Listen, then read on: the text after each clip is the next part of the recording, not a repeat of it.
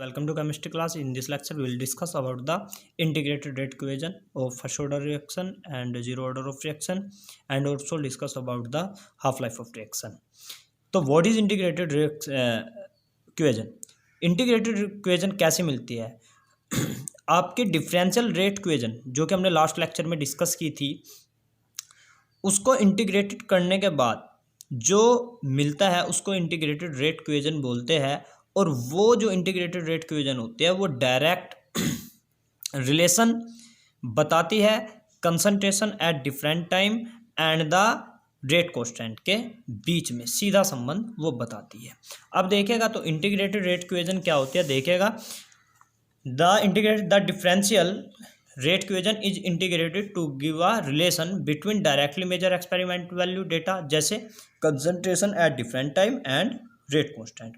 और आपको ध्यान रखना है कि अलग अलग रेट ऑफ रिएक्शन के लिए इंटीग्रेटेड रेट ऑफ इक्वेशन आपकी अलग अलग होती है।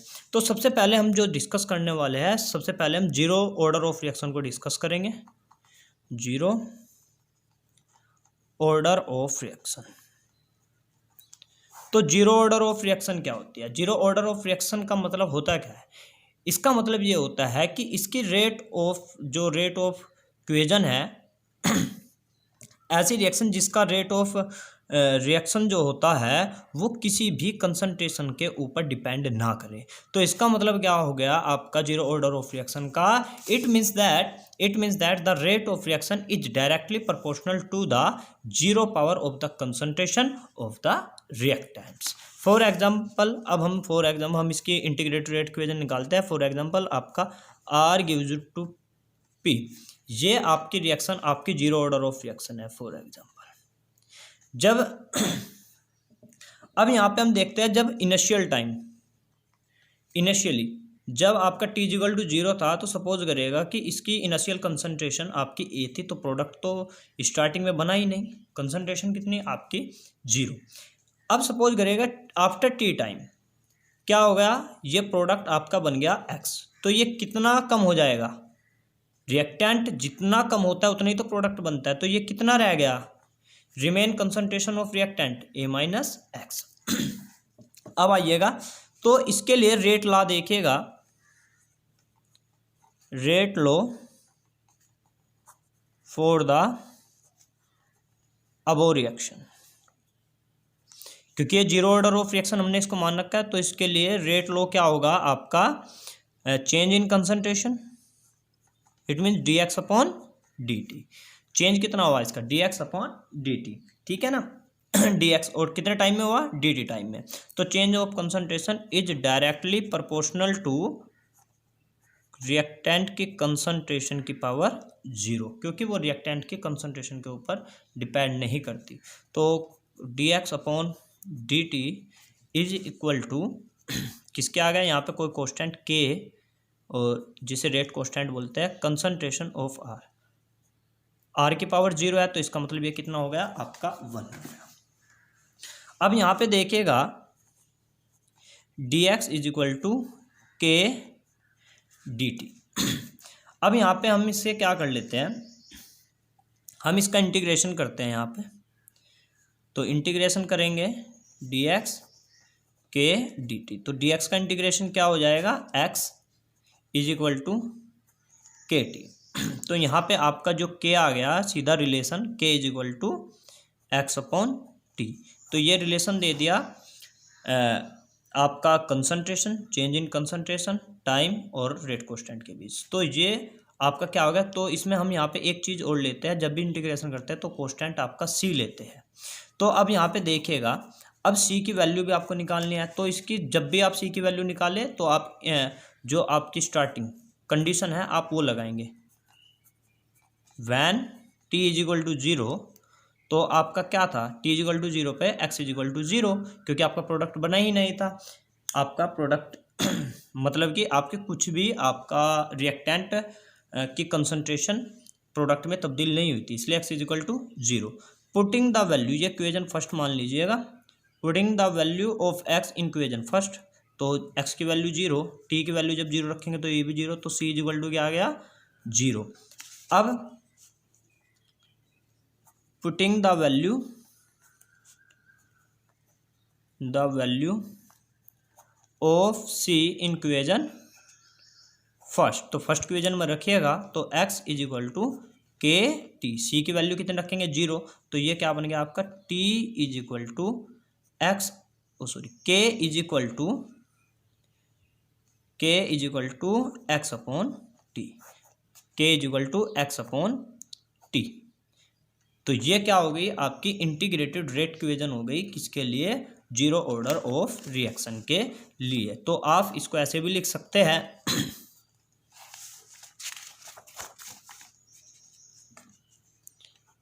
k is equal to x upon t. तो ये इंटीग्रेटेड रेट इक्वेशन आई आपकी जीरो ऑर्डर ऑफ रिएक्शन के लिए। x क्या है, x क्या है आपका, सपोज करेगा आपकी इनिशियली कंसंट्रेशन आपकी आर नोट, मतलब कि जीरो टाइम पर कितनी कंसंट्रेशन थी रिएक्टेंट की, और जीरो टाइम के बाद मतलब कि टी टाइम के बाद उसकी कंसंट्रेशन कितनी रह गई भैया, आर, जिसे हम क्या बोलते हैं a माइनस एक्स। तो अब आप देखिएगा तो x क्या है आपका, x क्या है देखिएगा आर नोट, मतलब कि आर जीरो का मतलब इनिशियल कंसंट्रेशन, रह गई कितनी लास्ट में, तो कितना चेंज इन कंसंट्रेशन है, x क्या है चेंज इन कंसंट्रेशन। तो k इज इक्वल टू, ये आपकी रेट इक्वेशन बन जाते हैं इंटीग्रेटेड रेट इक्वेशन। अब हम इसका ग्राफ प्लॉट करेंगे यहाँ पर। तो k is equal to X is equal to किसके हो जाएगा,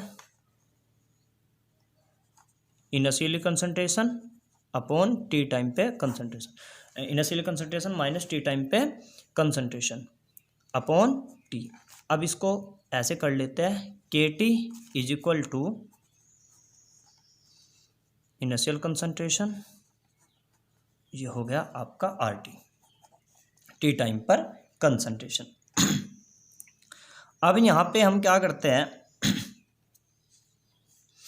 तो आर टी को आप इधर ले जाइए, r t is equal to किसके हो जाएगा, r naught minus k t, इसको इधर ले गए इसको इधर ले गए। अब देखिएगा इसकी कंपेयरिंग आपको ये स्ट्रेट लाइन से करेगा, y is equal to M X plus C.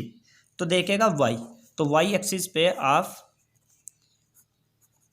Reactant की कंसंट्रेशन, x एक्सिस पे आप टाइम t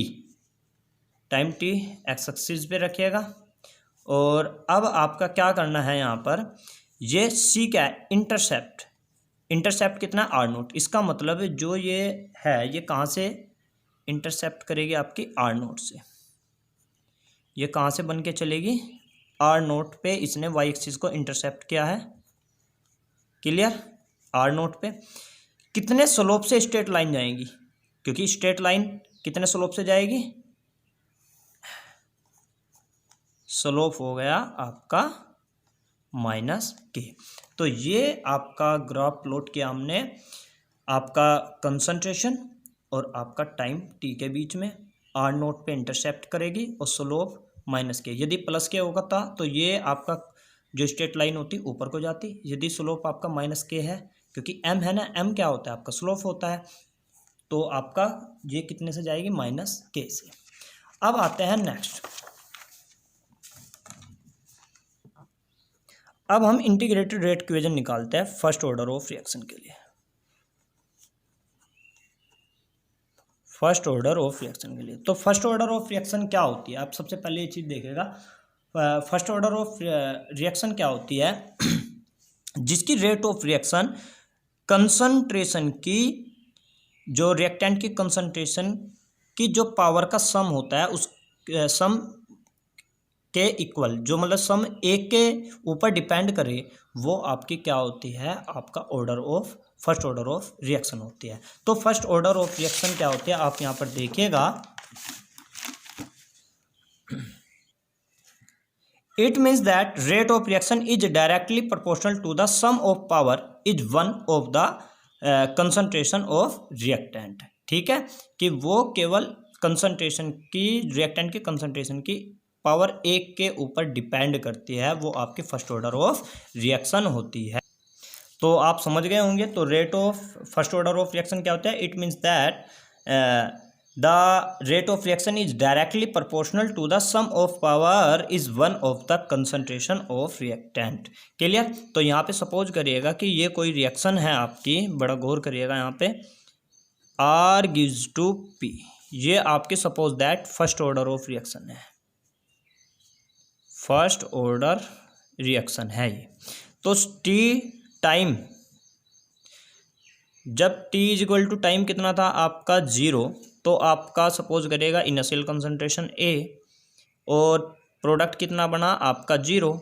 टी टाइम पर ये कितना हो गया, प्रोडक्ट x बन गया, तो ये कितना रिमेन हो गया A माइनस एक्स। अब यहाँ पे देखिएगा फर्स्ट ऑर्डर ऑफ रिएक्शन के लिए रेट लॉ देखिएगा, इसके लिए क्या लगेगा, rate law for above reaction. तो ये जो रिएक्शन है इसके लिए रेट लॉ क्या होगा, आर का मतलब dx अपॉन dt, आर मतलब रेट लो, मतलब कि रेट ऑफ रिएक्शन। तो रेट ऑफ रिएक्शन क्या होता है, change in concentration in unit time. तो dx upon dt is direct proportional to reactants की कंसंट्रेशन की पावर 1। तो यहाँ पर क्या हो जाएगा, ये dx upon dt is equal to k। अब यहाँ पे कंसंट्रेशन r, टी टाइम पर कंसंट्रेशन r, तो टी टाइम पर कितनी कंसंट्रेशन थी इसकी रिएक्टेंट की, तो r की वैल्यू कंसंट्रेशन ऑफ r कितना आ जाएगा, a माइनस एक्स।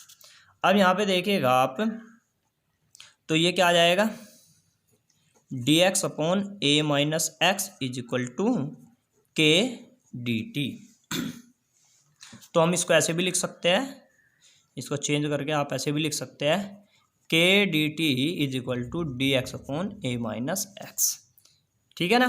तो अब हम क्या करेंगे, इंटीग्रेशन करेंगे। तब हम इसका जब इंटीग्रेशन करते हैं, अब देखिएगा k dt is equal to integration dx upon a minus x.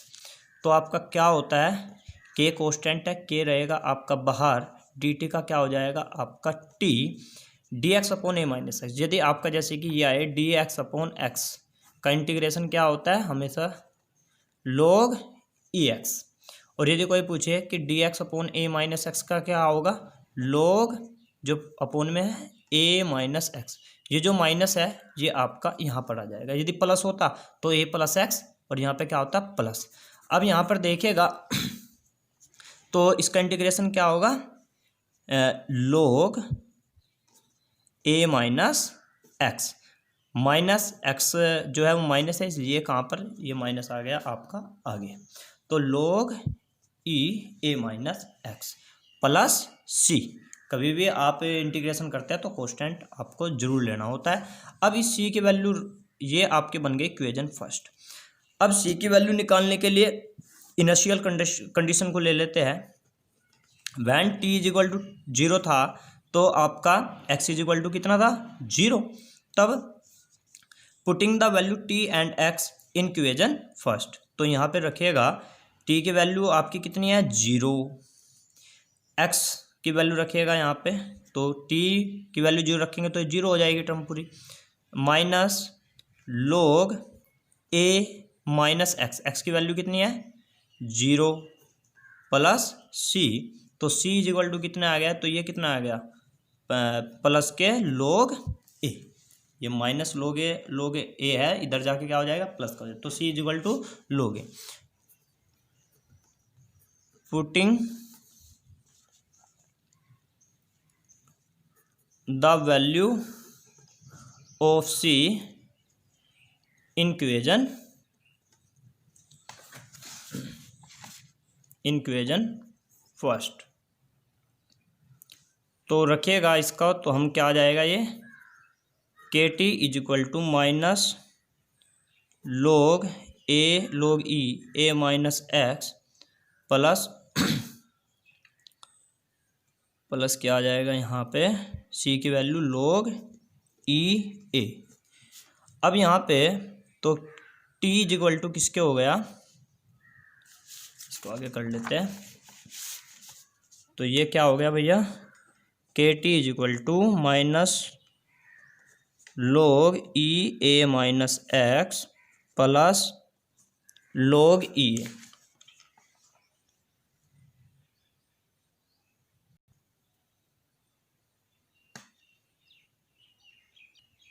log e a।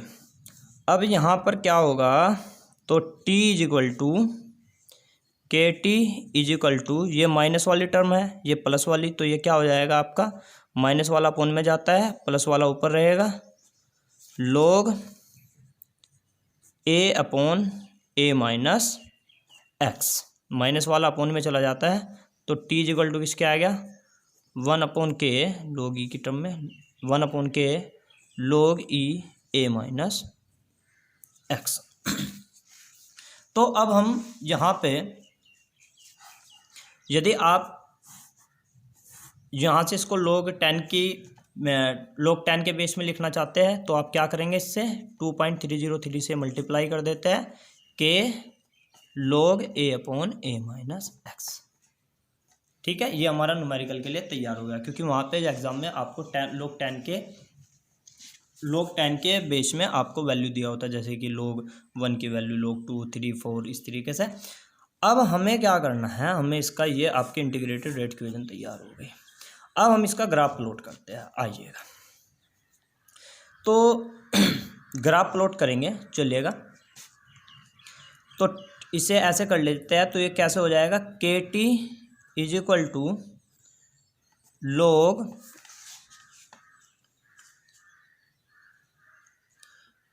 E a, log e a minus log e a minus x. तो अब यहाँ पे k T is equal to log e a क्या है, initial concentration, इसलिए हम इसे क्या लिख सकते हैं, log आर नोट माइनस वो इनिशियल कंसंट्रेशन, ए माइनस एक्स को क्या लिख सकते हैं हम, ए माइनस एक्स रिमेन कंसंट्रेशन, इसका मतलब आर टी। ठीक है ना, टी टाइम पर कंसंट्रेशन, ए माइनस एक्स वही तो होता है इनिशियल कंसंट्रेशन में से माइनस जो चेंज कंसंट्रेशन हुई वो क्या आता है, टी टाइम पर कंसंट्रेशन, तो आर टी। तो अब हम इसको देखते हैं, तो आपका log r t is equal to log e r t is equal to, ये वाला यहाँ पूछा दीजिएगा, तो ये क्या हो जाएगा आपका, ये वाला इधर जाएगा तो क्या हो जाएगा, ये प्लस के टी, ये माइनस हो जाएगा, sorry, minus k T plus log e are initial. ठीक है ना, तो इनिशियल कंसंट्रेशन। अब हम इसे ग्राफ प्लॉट करते हैं, log ई आर टी, इसका मतलब कि log r T, log e r T को वाई एक्सिस पे लेते हैं और टी को वाई एक्सिस पे लेते हैं, और इंटरसेप्ट कितना है आपका, इसको y is equal to M X plus C से कंपेयरिंग कर रहे हैं हम, प्लस सी से इंटरसेप्ट कितना है, इतना सपोज कर लीजिएगा, इतना। तो ये log ई इनिशियल कंसंट्रेशन कितने स्लोप से जाएगी, स्ट्रेट लाइन ये चलेगी, ये सॉरी ये इसको ऐसे काट दे, तो ये कितना है, स्लोप माइनस के। तो ये आपका फर्स्ट ऑर्डर ऑफ रिएक्शन के लिए ग्राफ प्लॉट हो गया, टाइम और initial concentration, log E concentration of reactant के लिए चलेगा। तो अब हम जो डिस्कस करने वाले हैं वो नेक्स्ट टॉपिक है हमारा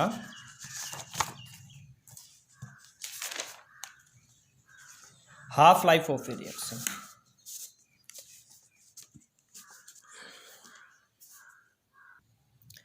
half life of a reaction, half life of a reaction. तो half life of a reaction को देखते हैं क्या होती है half life of reaction. Half life of reaction क्या होती है, वो टाइम होता है जिसमें आधी कंसंट्रेशन आपकी रिएक्टेंट की आधी कंसंट्रेशन आपका रिड्यूस हो जाती है, उस टाइम को half life of a reaction बोलते हैं। तो क्या होती है half life of a reaction is the time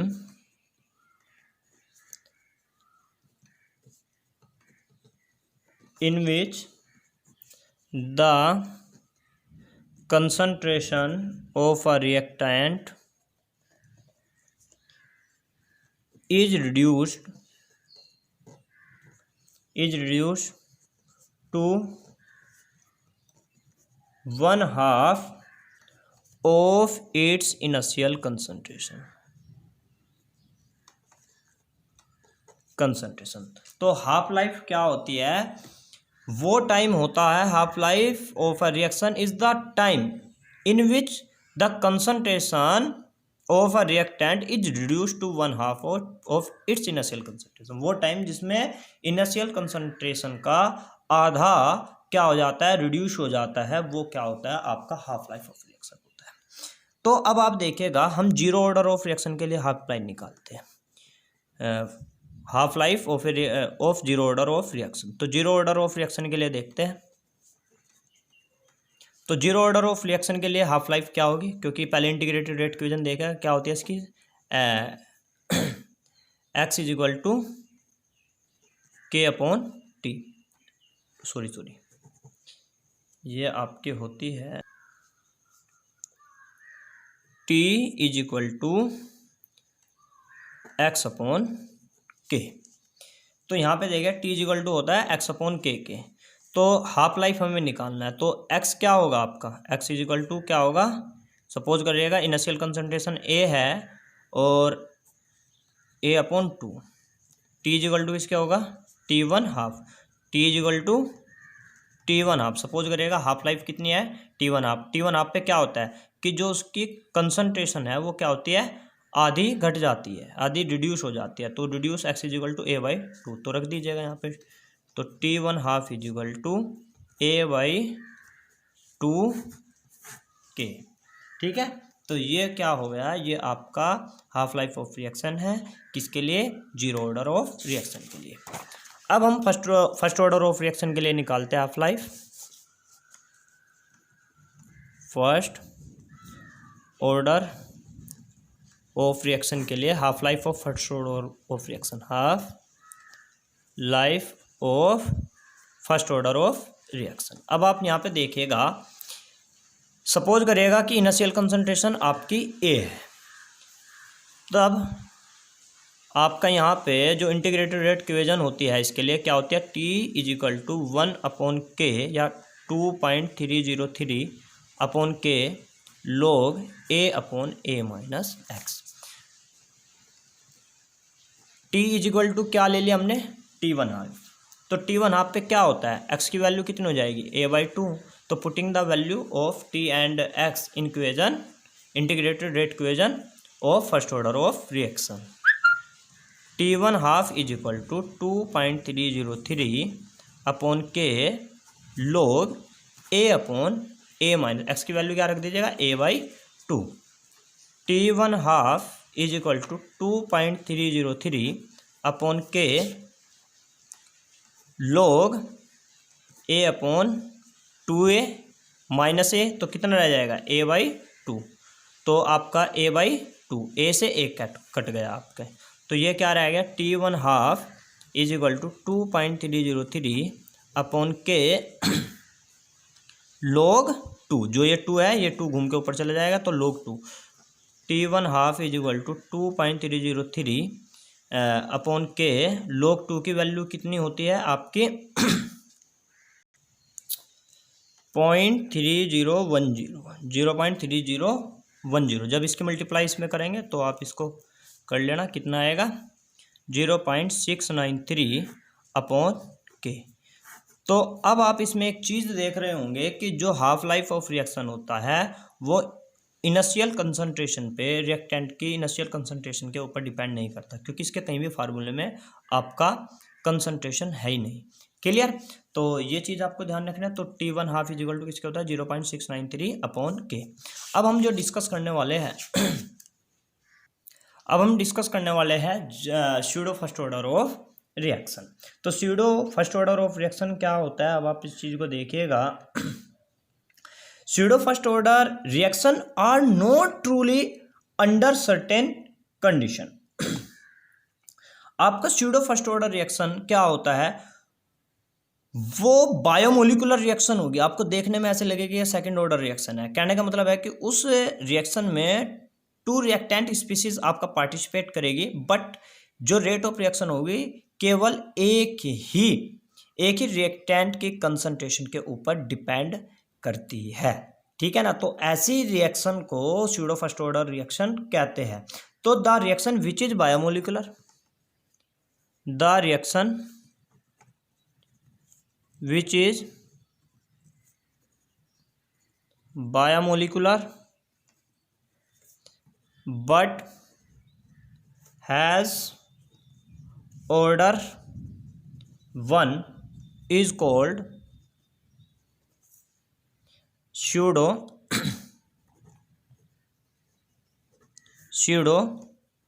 first order of reaction. The reaction which is biomolecular but has order 1 is called pseudo first order. Biomolecular का मतलब जिसमें 2 molecule, reacting molecule आपका पार्टिसिपेट कर रहे हो। जैसे कि आपका फॉर एग्जांपल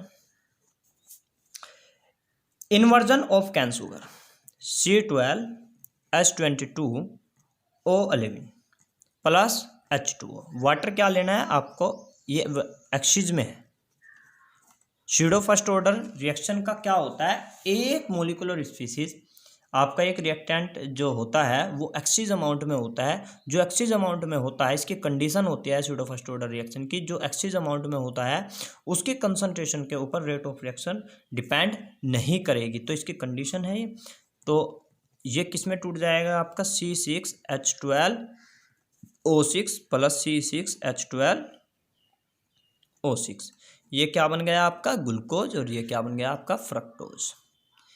तो इस रिएक्शन को हम क्या बोलते हैं, pseudo first order of reaction. ये एग्जांपल है। इसकी rate of reaction R = K concentration of C12H22O11 केवल H2O की कंसंट्रेशन के ऊपर डिपेंड नहीं करेगा। तो ये स्यूडो फर्स्ट ऑर्डर रिएक्शन है। तो the reaction which is biomolecular, देखिए बायोमोलिकुलर है बट हैज ऑर्डर 1। इसका ऑर्डर कितना है 1, केवल इसके ऊपर डिपेंड करती है ये। ठीक है ना। अब आपको एक चीज़ और ध्यान रखनी है, जो रेडियोएक्टिव डीके होते हैं वो भी आपका फर्स्ट ऑर्डर ऑफ रिएक्शन का मतलब कि रेडियोएक्टिव कुछ चीज़ें मैं आपको बता रहा हूँ। जैसे कि रेडियोएक्टिव डीके है वो आपका फर्स्ट ऑर्डर ऑफ रिएक्शन का एग्जाम्पल है ना। फोटोसिंथेसिस प्रोसेस जो होता है वो किस ऑर्डर ऑफ काइनेटिक को फॉलो करता है, तो वो फर्स्ट ऑर्डर काइनेटिक को, वो जीरो ऑर्डर काइनेटिक को फॉलो करता है। ये चीज़ आपको ध्यान रखनी है। आपका जो डीके होता है रेडियोएक्टिव डीके, वो आपका फर्स्ट ऑर्डर काइनेटिक को फॉलो करता है, और आपका जो फोटोसिंथेसिस है वो जीरो ऑर्डर काइनेटिक को फॉलो करता है। तो ये हमने जो डिस्कस किया pseudo first order of reaction को डिस्कस किया। तो आज जो हमने डिस्कस किया है, सबसे पहले order of integrated rate equation होती है, जो सीधा एक्सपेरिमेंटल जो डेटा होते हैं, जैसे कि आपका concentration at particular time and the rate constant, उनके बीच सीधा रिलेशन बताती है। अलग अलग इंटीग्रेटेड रेट इक्वेशन होती है अलग अलग ऑर्डर ऑफ रिएक्शन के लिए। जीरो ऑर्डर ऑफ रिएक्शन के लिए देखा हमने, फिर फर्स्ट ऑर्डर ऑफ रिएक्शन के लिए देखा, फिर हाफ लाइफ को फटा, फिर आपका हाफ लाइफ क्या होती है, फिर जीरो ऑर्डर रिएक्शन के लिए हाफ लाइफ को पढ़ा, और फिर फर्स्ट ऑर्डर ऑफ रिएक्शन को हाफ लाइफ के लिए हाफ लाइफ को पढ़ा। और हमने एक चीज़ देखी कि जो फर्स्ट ऑर्डर ऑफ रिएक्शन होती है वो इनिशियल कंसंट्रेशन के ऊपर डिपेंड नहीं करती। जो नेक्स्ट लेक्चर होगा हम डिस्कस करेंगे some numerical based on the integrated rate equation. Thank you.